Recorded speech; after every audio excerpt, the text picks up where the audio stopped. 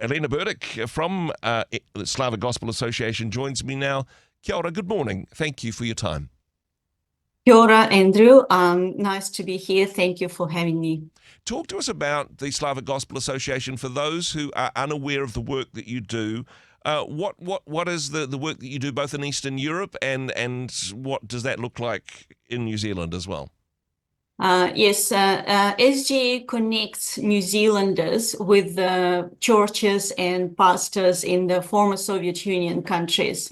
Not every church can send a missionary to that part of the world, but they can choose to support a local pastor or a children's ministry team that goes into the orphanages. And this is what we do. We're trying to make people aware of New Zealanders, aware of what SG is doing in former Soviet Union. And when people hear the stories about transformed lives, they, of course, that's a joy and encouragement for the congregations. And now we do hear a lot, of course, out of that part of the world, particularly, of course, focused on the war between Russia and Ukraine. And we'll get to some of these good news stories because it'd be fantastic to hear some positive testimonies from this part of the world as well. Firstly, though, is it a tricky situation? I mean, the war between Russia and Ukraine, if anything, that seems to be heating up at the moment, even as the temperatures are dropping. For you guys, though, you're working in both of these countries. It's complicated geopolitically, but not when it comes to helping the poor, perhaps. That's the thing, yes. So we are trying not to focus on politics when we're helping people. Yeah. And our pastors and teams, when, they need to reach the hearts for people. They need we are reaching them for God. And when I pray personally, I pray both for Russian soldiers and Ukrainians, Yeah. for everyone to have their eyes open to God. Yeah. And helping them both in the Russian side and the Ukrainian side. Of course, it's much harder in Ukraine. Yeah. Because since the war began, there is more need for lots of things. And now, today, the 50% of infrastructure has been destroyed in Ukraine. So Yeah. you can imagine how, with minus 20 or whatever, it depends on the day, of course, and the months, Yeah. how hard it is for people to stay alive. It's the matter of death or life. Yeah. It's going to be a tough winter, a tough Christmas for many families in, well, not just Russia and Ukraine, but in this entire region. What does practical and spiritual support look like from Slavic Gospel Association's point of view? How do you support people in this part of the world?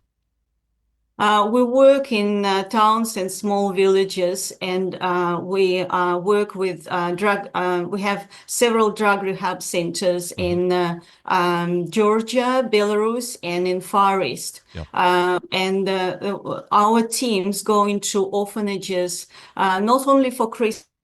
At Christmas, usually that's when it starts. Yep. And then the administration gets inspired and encouraged, and then they invite the team to come during the year. Yeah. And this is what happens when the story is on our website, how one particular person said that now he's 35-year-old man with a family and a child. And he said how his world was changed when he had the people coming regularly into the orphanage where he was, and the attention and the love of Christians changed his heart, and the help that's the practical help when people they need to be there regularly. And the world talks about compassion fatigue, but the Bible says, let us not grow weary of doing good. So in saying that, I have to say that, especially in Ukraine, this is not easy, and we do hear from our pastors and teams that it is very difficult for them. They are growing weary, Yeah, so very much. they do need our prayer and support. practical support and prayer support as well, but Slavic Gospel Association very much about spiritual transformation and I suppose providing hope, yes, for this world, but also for eternity as well. You've got some amazing stories of lives transformed through Jesus, through the work that you do. Tell us some of those encouraging stories, Elena. We hear lots of times, and we receive those updates and reports when people, our pastors report that people come into the church first to get the food packages, say Yep. in Ukraine, and then they come again because they realize that this is what they actually have never heard of, the love of God, and it changes their lives. We have many stories like that. There was one particular story. A woman was walking from the church, having her handbag with the Bible under her arm, Yeah. and then the missile just Hit the the church, bomb exploded Yep. just not far from her, and the shrapnel went everywhere. The man who was walking nearby was killed, but for her, her handbag and the Bible in it protected Wow. protected her. Not only her spiritual life was renewed, but her physical life was protected. And we have the video when she's showing the actual Bible, you know, torn now.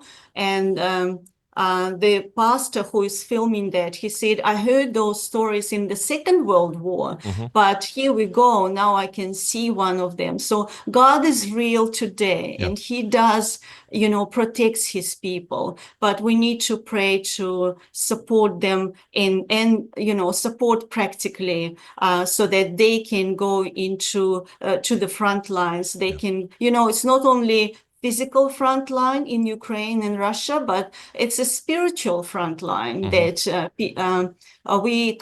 I cannot be there physically, and not everybody can go, say, to the prison or visit the sick. But they can enable others to do that on their behalf. One of the things we're asking Rhema listeners to prayerfully consider as we head towards Christmas, and I mean, Christmas may be tough here in New Zealand, but nothing compared to the places that the Slavic Gospel Association are working. It's certainly going to be a tough Christmas for many. How can we here in New Zealand, though, practically support and give financial assistance as part of our celebration of the birth of our Saviour? How can we support the work of SGA this Christmas, Elena? Yes, we have our website, sga.org.nz, and for people in New Zealand, they can go to the website and choose how they can practically support and where they want the project they want to support. As many in New Zealand, SGA felt the current economic pressure, and this has made it hard for us to sustain the support of missionary pastors, and they depend on us. So if you know, prayer is the most important, but if people can support whatever the amount, especially, you know, it's just automatic payment is wonderful because we know that we can rely on it, or one-off doesn't matter. You know, as God moves you, you can support, and it's easy to do. There is this button you can donate, and people in, you know, Central Asia, in Israel, in Russia, Belarus, Ukraine, Azerbaijan, Georgia, they will feel the love of God, and they will be renewed because of you. Well, I certainly appreciate the work that you and your team are doing. sga.org.nz for more information about that work, to pray, but also prayerfully consider financial giving this Christmas. Elena, thank you so much for taking the time to join us on the program today. Merry Christmas to you and your team. Merry Christmas. Thank you, Andrew. Hey, thanks very much for joining us in the Rhema studio. Thanks very much for watching the interview. It's kind of nice to have an audience, actually. And if you did like what you watched, then do give us a like, do give us the thumbs up. And if you'd like to see more interviews like that one, or perhaps even better, subscribe and those interviews will come straight to you. Don't forget to turn on your notifications, and we'll see you in the next one. Cheers.